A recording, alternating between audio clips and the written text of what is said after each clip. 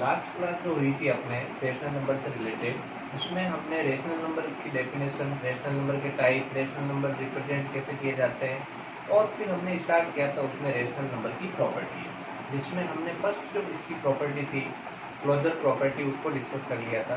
Closure property में मैंने आपको ये बताया था कि कोई भी दो रेशनल नंबर का टोटल करने पर, उनका डिफरेंस निकालने पर, उनका मल्टीप्लाई करने पर जो प्रोडक्ट होता है वो प्रोडक्ट, या डिवाइड करने पर जो क्विटेंट आता है वो भी एक रेशनल नंबर होता है। अब अपन जो इसका सेकंड प्रॉपर्टी आज शुरू कर रहे हैं, सेकंड प्रॉपर्टी का नाम है commutative property.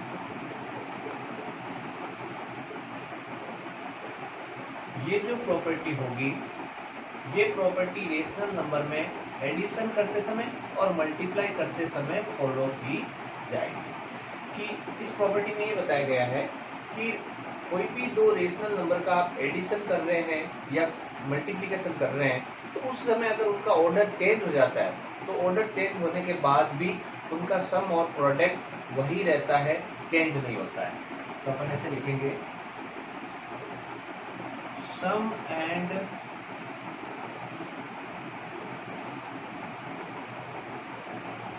product of any two rational number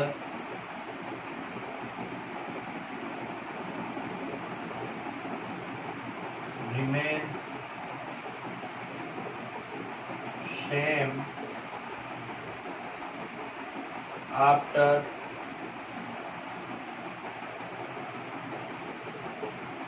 changing their order। अगर हम उनका ऑर्डर चेंज भी कर लें तो भी उनका सम और प्रोडक्ट क्या रहेगा, सेम रहेगा, चेंज नहीं होगा। इसको मैं एज ए फॉर्मूला आपके लिए लिख देता हूँ। जैसे ये टू रेशनल नंबर है a प्लस बी, अगर मैं a प्लस बी की जगह पर b प्लस ए लिख दूँ, आप यानी उल्टा कर दूँ, तो भी वो टोटल यही रहेगा। फॉर एग्जाम्पल जैसे 3 है, 3 में आप 2 ऐड करें, 3 और 2 का टोटल 5 आता है। वैसे ही आप 2 में 3 ऐड करें तो भी दोनों का टोटल सेम ही रहेगा, और वो टोटल कितना आएगा, 5। ऐसे ही मल्टीप्लाई में भी होता है कि अगर कोई टू रेशनल नंबर को मैं मल्टीप्लाई करूँ, जैसे a मल्टीप्लाई बी, या इसको उल्टा भी करें अगर b मल्टीप्लाई है, तो भी वो सेम रहता है। फॉर एग्जाम्पल 3 मल्टीप्लाई 2 इक्वल होगा 2 मल्टीप्लाई 3, और दोनों ही कंडीशन में आंसर कितना आएगा, 6 आएगा। तो ये हमारी जो सेकंड प्रॉपर्टी है, कम्यूटेटिव प्रॉपर्टी। अब हम बात करते हैं थर्ड प्रॉपर्टी, सेम इसके जैसी ही है। इस प्रॉपर्टी का नाम होगा एसोसिएटिव प्रॉपर्टी।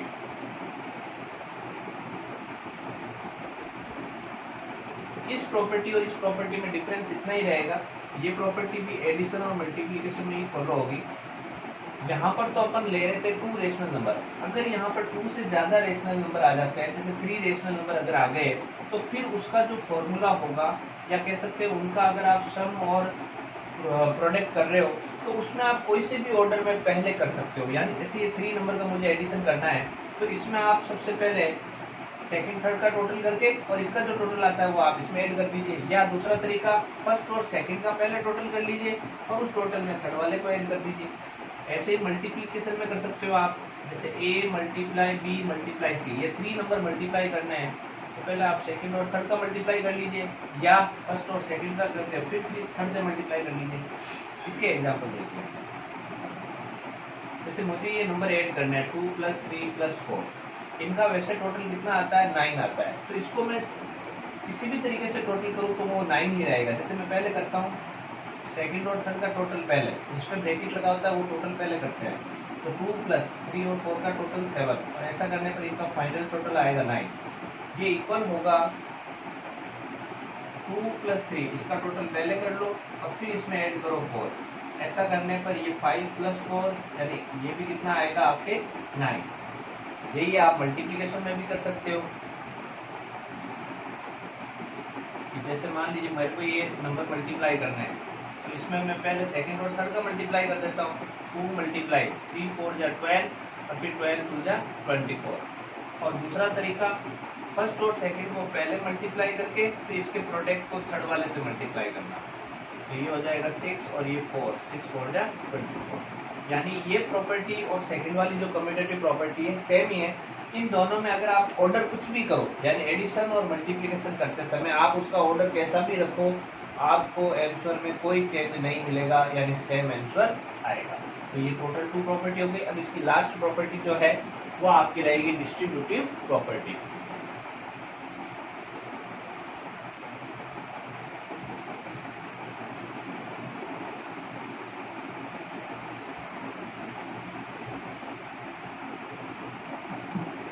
फोर्थ प्रॉपर्टी जो है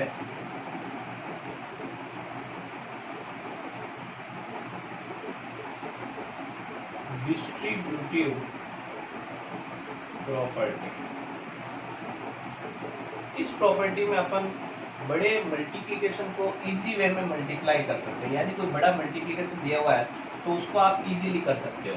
जैसे इसमें 2 फॉर्मूले आपको याद रखने हैं, जैसे ए बी से मल्टीप्लाई हो रहा है और साथ में ए सी से भी मल्टीप्लाई हो रहा है और इन दोनों का ऐसे टोटल दे रखा है, तो आप इन दोनों में एक चीज नोटिस करेंगे कि दोनों में ए क्या है, कॉमन है। तो जो कॉमन है उसको बाहर ले लीजिए। यहाँ कॉमन बाहर लेने के बाद में पीछे क्या बचेगा, बी, और इधर बचेगा सी। तो ये आपका डिस्ट्रीब्यूटिव प्रॉपर्टी का जो मेथड रहेगा कि आपको इस प्रकार क्वेश्चन में मिलेंगे, जो भी टर्म मिलेंगे उनमें जो कॉमन मिलेगा आपको उस कॉमन को बाहर लेना है और रिमेनिंग पार्ट को आपको ब्रैकेट के अंदर रखना है। माइनस के अंदर भी हो सकता है ये, जैसे a multiply b minus a multiply c. इन दोनों में a कॉमन आ जाएगा और यहाँ बचेगा आपके b और यहाँ आपका बचेगा c।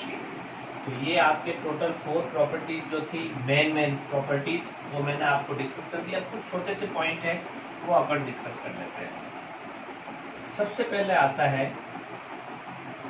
बहुत इंपॉर्टेंट भी है इसके क्वेश्चंस, तो उसमें सबसे पहला जो पॉइंट रहेगा जो अपन डिस्कस कर रहे हैं वो रहेगा आपके एडिटिव इनवर्स।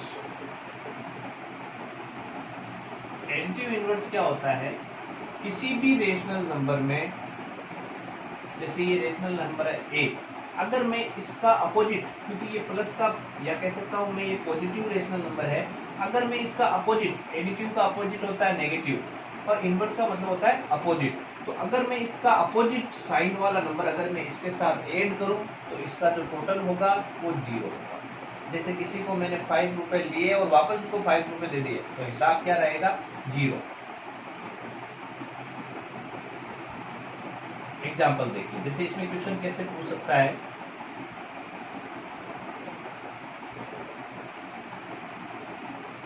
जैसे मुझे एडिटिव इनवर्स लिखने के लिए बोल दे कि एडिटिव इनवर्स लिखना है 7/11 का।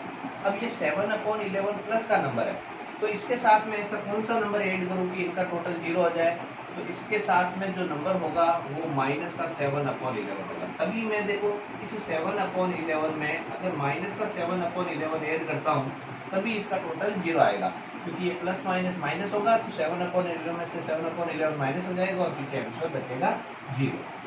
अगर कोई आपका पॉजिटिव रेशनल नंबर है तो उसका एडिटिव इनवर्स नेगेटिव का होगा, और अगर आपके नेगेटिव इनवर्स आप नेगेटिव दे रखा है और नेगेटिव का क्या होगा, एडिटिव इनवर्स पॉजिटिव। जैसे यहाँ पर एडिटिव इनवर्स 7/11 का माइनस 7/11। अब मैं एक माइनस का नंबर लेता हूँ, जिसमें अपन लिखते हैं एडिटिव इनवर्स ऑफ -5/6। अब इसका एडिटिव इनवर्स क्या होगा, प्लस का 5/6। यानी आप ऐसा कह सकते हैं कि -5/6 में अगर मैं +5/6 करूं तो उसका जो रिजल्ट होगा वो आपके 0 होगा। तो इस तरीके से आपको एडिटिव इनवर्स लिखना है। अब यहाँ से एक सिंपल सा छोटा सा पॉइंट और आपके बनेगा एडिटिव इनवर्स से, वो रहेगा आपके एडिटिव आइडेंटिटी। मिलता जुलता ही वर्ड है और यहीं से मैं आपको याद भी रखना, आपको यहीं से मैं आपको बताऊंगा। एडिटिव आइडेंटिटी क्या होती है कि किसी भी रेशनल नंबर में, कोई भी रेशनल नंबर होंगे, उस रेशनल नंबर में ऐसा कौन सा नंबर ऐड करें कि उसका जो टोटल है वो उस रेशनल नंबर के बराबर ही रहे, तो वो नंबर आपका होगा 0। क्योंकि 0 एक ऐसा नंबर है जो किसी भी नंबर में अगर आप ऐड करते हो तो आपको जो आंसर है वो वही मिलेगा। जैसे 5 है तो 5 + 0 5 ही होता है, यानी इसमें एडिटिव आइडेंटिटी जो होगी वो एडिटिव आइडेंटिटी क्या होगी 0। किसी भी रेशनल नंबर की एडिटिव आइडेंटिटी होती है 0।